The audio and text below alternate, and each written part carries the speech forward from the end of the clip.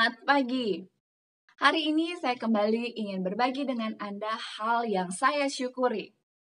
Kalau kemarin saya sempat menceritakan bagaimana Tuhan membuat hati saya bersukacita dengan berkenan memberhentikan hujan, karena kami perlu untuk cuaca yang baik merekam lagu pujian.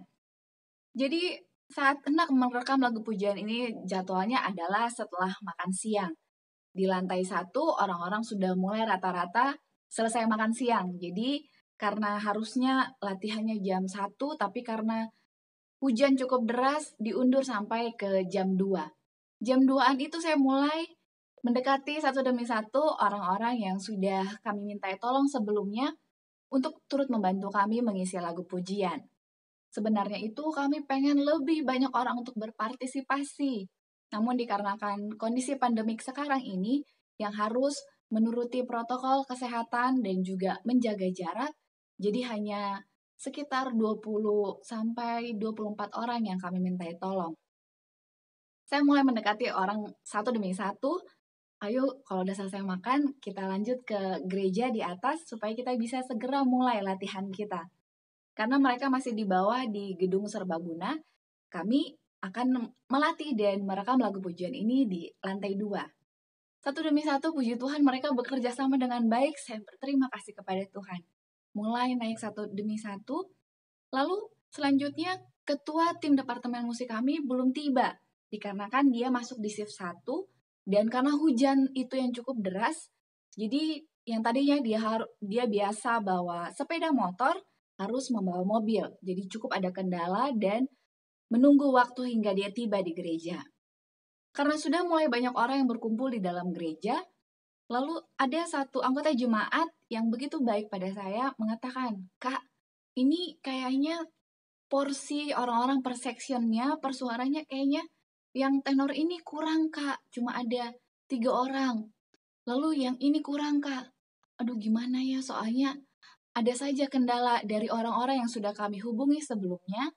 Ternyata di waktu yang bersamaan, mereka ada juga rapat diakon dan diakones, dan juga rapat-rapat departemen lainnya. Jadi mereka nggak bisa hadir. Oh, bentar ya Kak, saya coba cari orang-orang yang bisa mengisi suara-suara tersebut. Puji Tuhan, saya bersuka cita. Orang-orang itu mau turut hadir dalam latihan itu walaupun baru saat itu dihubungi. Puji Tuhan, satu masalah terselesaikan karena kebaikan Tuhan. Selanjutnya, ada kakak alumnus dari Cimindi bilang gini, "Dek, ini udah lumayan jumlah orang yang ada. Gimana kalau kita mulai aja?" Sedangkan ketua departemen itu masih di jalan karena dia pianisnya. Lalu saya bilang, "Kita mulai aja ya Kak, tapi kakak tolong bantuin ya, bantuin pemanasan dulu."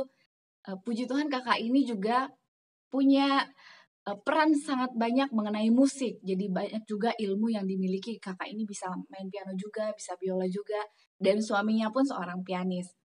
Jadi kerjasama dari keluarga kakak ini membantu pelatihan kami, pemanasan dulu, lalu melatih juga vokal. Dan saya berterima kasih Tuhan, Tuhan tahu saya punya banyak kelemahan, dan kami juga tim musik juga punya banyak kelemahan. Tapi karena kebaikan Tuhan yang luar biasa, ada saja cara Tuhan untuk menyentuh hati orang-orang di sekeliling kami untuk membantu kami.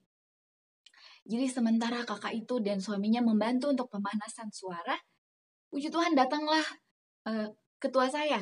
Lalu saya bilang, ini udah mulai ini puji Tuhan, Tuhan membantu kita dalam beberapa hal. Jadi kami mulai setting kamera, setting hal-hal yang dibutuhkan, nyalakan lampu. Sekarang masalahnya adalah kami merekam membutuhkan lebih dari satu handphone. Jadi bagaimana ya ini handphonenya kurang? Lalu ditemukanlah orang-orang yang mau meminjamkan handphonenya. Tapi tidak ada orang-orang yang akan memegang handphone tersebut untuk merekam. Lalu saya cepat-cepat ke bawah, saya temukan ada kelompok anak muda yang sementara berkumpul, bercerita, sharing-sharing. Lalu saya bilang, tolongin kakak. Untuk ini pegang kamera aja untuk merekam video. Lalu mereka bilang, oh nggak mau kak, nanti gini gitulah. Karena mereka takut nanti goyang-goyang atau gimana. Saya bilang, enggak kok, nggak susah.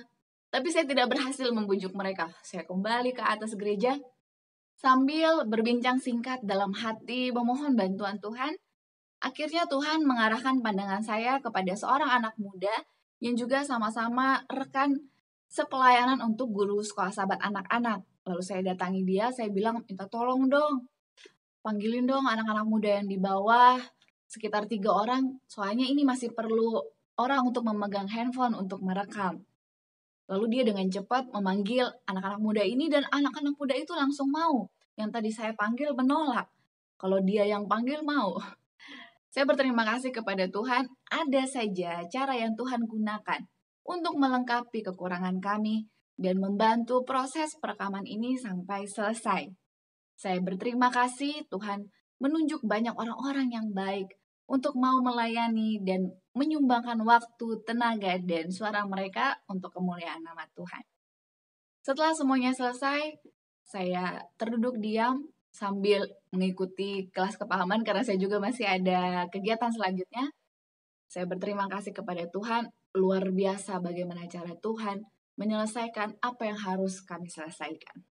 Kami melakukan yang kami bisa, dan Tuhan menyelesaikan bagian Tuhan yang sangat luar biasa. Ini hal yang saya syukuri. Bagaimana dengan Anda? Saya yakin dalam setiap kegiatan aktivitas Anda, dalam kekurangan Anda pribadi, Tuhan memberikan jalan keluar kadang di luar logika kita.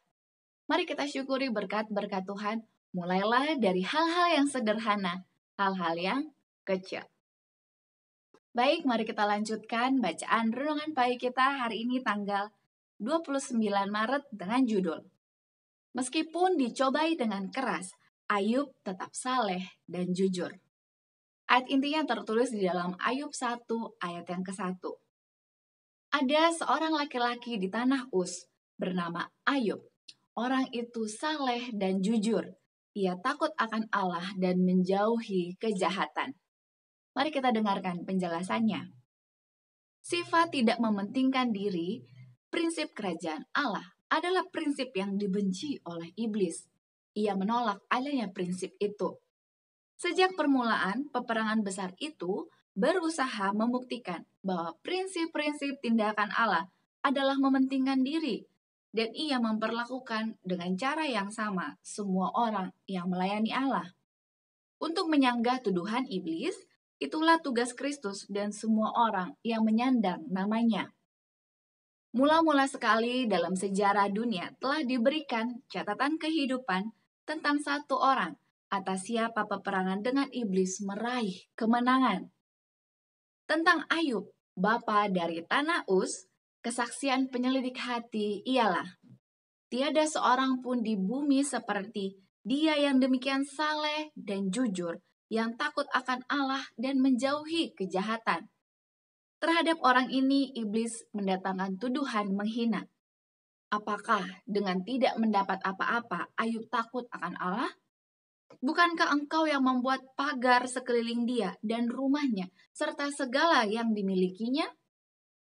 Tuhan berkata kepada iblis, nah, ia dalam kuasamu, hanya sayangkan nyawanya.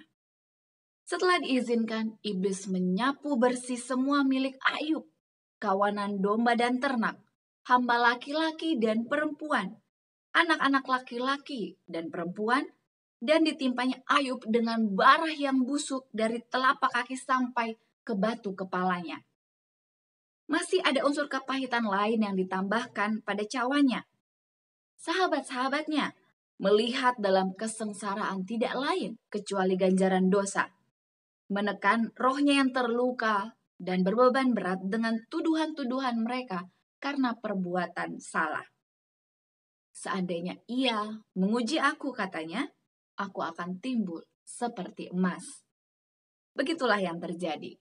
Dengan kesabarannya yang alot, ia mempertahankan tabiatnya sendiri. Dan begitulah dia yang diwakilinya. Tuhan memberikan kepada Ayub 2 kali lipat dari segala kepunyaannya dahulu.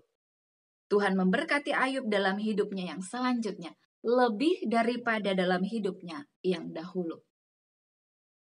Aplikasi bagi kita hari ini, betapapun berat hal yang kita alami, mari kita telusuri kembali ke dalam Alkitab. Ada banyak cerita yang bisa menguatkan kita. belum tentu cobaan, ujian yang diizinkan Tuhan kita alami lebih berat dari Ayub. Jika Ayub sanggup menang dalam cobaan ini, mari kita juga bersama dengan Tuhan mendapatkan kemenangan dari jerat-jerat iblis. Karena iblis yang pasti selalu ingin kita menyalahkan Tuhan, kita jatuh dalam dosa. Karena tujuannya sudah jelas, karena itu mari kita perjelas kekuatan kita dengan meminta pertolongan pada Tuhan. Setiap waktu kita lakukan mulai dari hari ini dan seterusnya. Slogan kita, awali hari ini dengan renungan pagi. Saya berterima kasih kepada Anda semua yang sudah meluangkan waktu untuk berdoa. Bukan hanya saja mendoakan diri sendiri, mendoakan keperluan pribadi, tapi mari kita juga mendoakan keperluan orang-orang lain, baik di sekitar kita, baik orang-orang yang kita kenal maupun yang tidak kita kenal. Dan dengan adanya banyak bencana yang terjadi di sekeliling kita, mari kita juga bawakan dalam doa orang-orang yang turut menjadi korban dalam bencana-bencana tersebut. Juga jika ada di antara Anda yang ingin turut didoakan, saya kembali mengingatkan untuk Anda semua dapat menuliskan komentar untuk usulan doa di kolom komentar di bawah ini, dan saya senang menjadi sahabat doa Anda.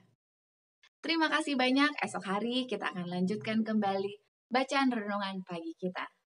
Sampai jumpa, mari kita tetap jaga kesehatan. Kiranya Tuhan memberkati kita semua. Amin.